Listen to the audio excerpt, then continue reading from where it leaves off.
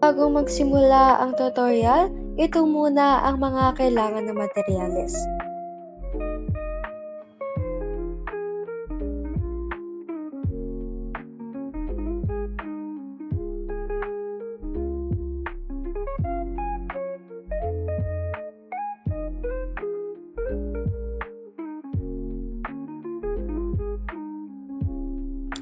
Una, maghanda ng isang A4 bond paper at tupiin ito sa gitna.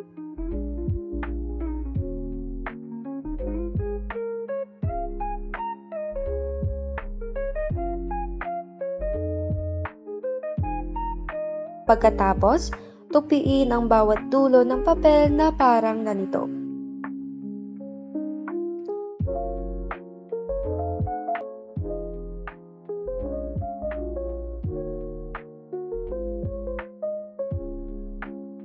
Sunod, tupiin ang mga gilid ng maayos.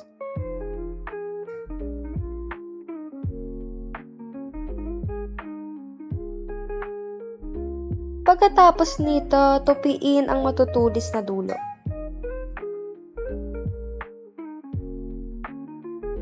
Siguraduhing pantay ang lahat ng tupiin upang maging maganda ang kalabasan.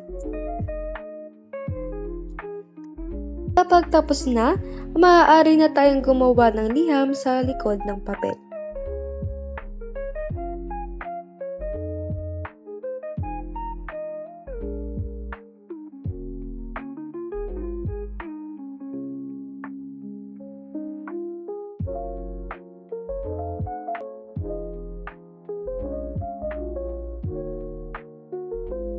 Pagkatapos gumawa ng liham, tupiin ito ng mas maliit sa ganitong paraan upang maitago ang mensahe.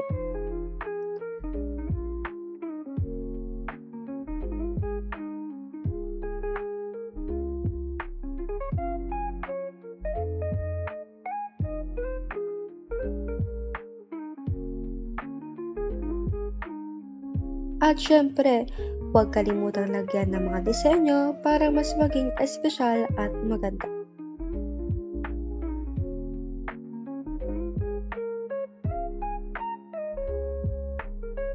Ayan, handa na tayong magbigay ng liham sa mga taong mahal natin, lalo na ngayong paparating na Valentine's Day.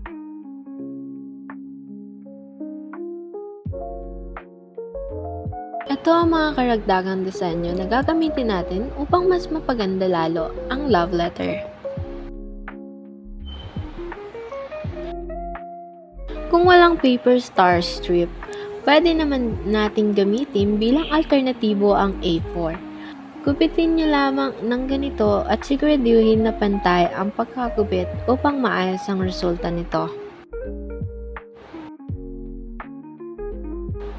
Tingnan maigi kung paano ito pagtupiin upang makagawa ng paper stars.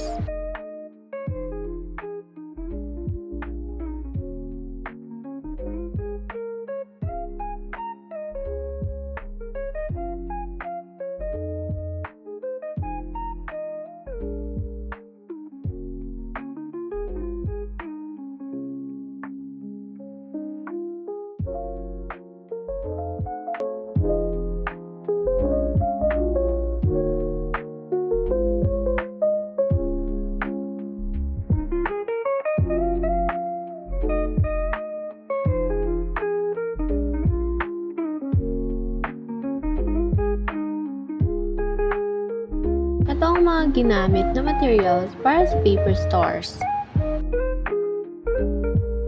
Ito naman ang mga kailangan na material upang makagawa ng bulaklak.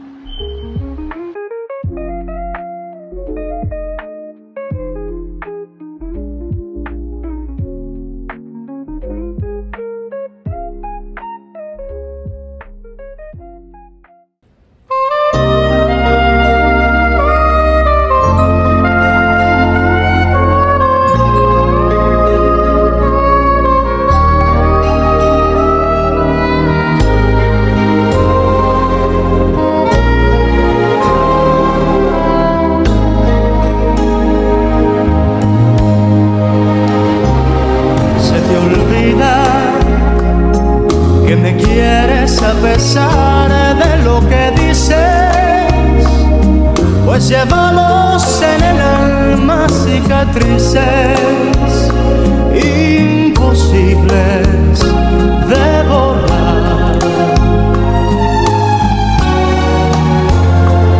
Se te olvida que hasta puedo hacerte mal si me decido.